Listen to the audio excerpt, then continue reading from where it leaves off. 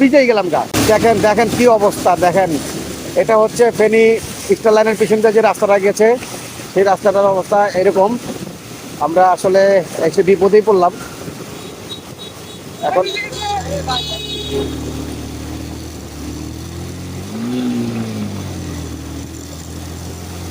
আল্লাহ,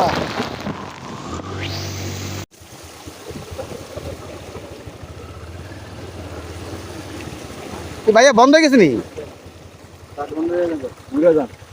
বন্ধ যাবো, পানি বেশি হইতে যদি টানের উপর চলে যেতে পারেন যান, আর নাহলে ঘুরে যান।